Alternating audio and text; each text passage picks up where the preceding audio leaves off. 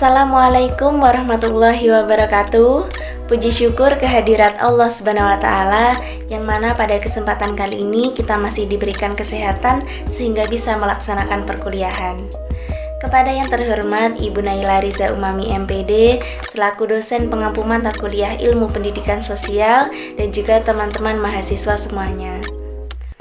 Sebelum memulai pemaparan materi pada kali ini, izinkan saya untuk memperkenalkan anggota dari kelompok 4. Yang pertama ada saya sendiri, Riza Fadila Natasha Putri, dengan nomor NPM 211872031121. Yang kedua ada Fitriani Suprihatin dengan nomor NPM 211872030091. Yang ketiga ada Siti Fatimah dengan nomor NPM 211872031111. Dan yang keempat ada Ilham Hibatullah dengan nomor NPM 211872030009. Selanjutnya adalah pemaparan materi. Kepada yang bertugas dipersilahkan. Baik, terima kasih untuk waktunya. Untuk materi pertama yaitu konsep pembelajaran berbasis proyek. Model pembelajaran berbasis proyek merupakan pendekatan pembelajaran yang berpusat pada peserta didik. Pembelajaran berbasis proyek awalnya dikenalkan oleh John Dewey.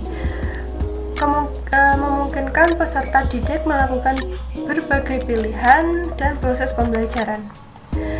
Peserta didik belajar dengan terlibat dalam proyek-proyek dunia nyata dan setiap aspek perubahan pengalaman mereka. Terima kasih atas waktunya. B. Kelebihan dan kelemahan pembelajaran berbasis proyek. Kelemahan, mampu menciptakan pembelajaran yang menyenangkan dan siswi mampu mengemukakan pendapat atau gagasan dalam menciptakan karya sesuai kreativitas siswa. Mampu meningkatkan hasil belajar menjadi lebih baik lagi. Mampu meningkatkan kemampuan siswa dalam mengolah informasi. Kelemahannya, pembagian waktu pengerjaan proyek, alat dan bahan dalam pembuatan produk. Biaya yang cukup banyak untuk menyiapkan alat dan bahan dalam membuat produk. Mengalami kesulitan selama proses pembelajaran akibat memiliki kelemahan dalam memahami percobaan dan pengumpulan informasi. Secara umum, langkah-langkah pembelajaran berbasis proyek adalah sebagai berikut. Yang satu, penentuan proyek. Peserta didik menentukan tema atau topik proyek berdasarkan tugas proyek yang diberikan oleh guru. Kemudian, peserta didik diberi kesempatan untuk memilih atau menentukan proyek yang akan dikerjakannya baik secara kelompok ataupun mandiri, dengan catatan tidak menyimpang dari tugas yang diberikan oleh guru. Yang kedua, perancangan langkah-langkah. Penyelesaian proyek peserta didik merancang langkah-langkah kegiatan penyelesaian proyek dari awal sampai akhir beserta pengelolaannya. Yang ketiga, penyusunan jadwal. Pelaksanaan proyek peserta didik di bawah pendampingan guru melakukan penjadwalan semua kegiatan yang telah dirancangnya. Berapa lama proyek itu harus diselesaikan tahap demi tahap. Yang keempat, penyelesaian proyek dengan fasilitas dan monitoring guru. Langkah ini merupakan langkah pengimplementasian rancangan proyek yang telah dibuat. Guru bertanggung jawab memonitoring aktivitas peserta didik dalam melakukan tugas proyek mulai proses hingga penyelesaian proyek.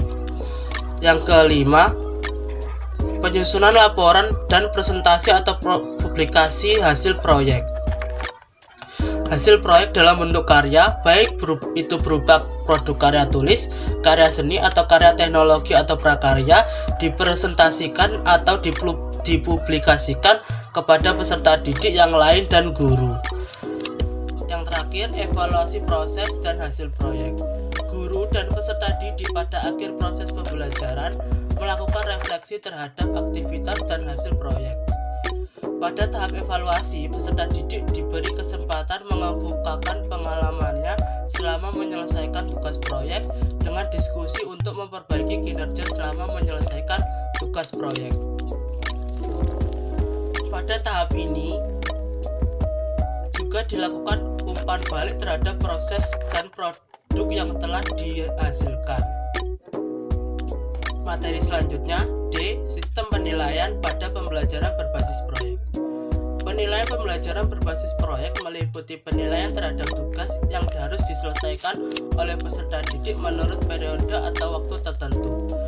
Penyelesaian tugas di sini dimaksud berupa investigasi yang dilakukan oleh peserta didik, mulai dari perencanaan, pengumpulan data, pengorganisasian, pengolahan, analisis, dan penyajian data. Dengan demikian, penilaian proyek bersentuhan dengan aspek pemahaman, mengaplikasikan, penyelidikan, dan lain-lain. Penilaian pembelajaran berbasis proyek harus dilakukan secara menyeluruh terhadap sikap, pengetahuan, dan keterampilan yang diperoleh siswa dalam melaksanakan pembelajaran berbasis proyek. Demikianlah pemaparan materi yang telah kami sampaikan. Ada kurang lebihnya kami mohon maaf. Saya akhiri, wassalamualaikum warahmatullahi wabarakatuh.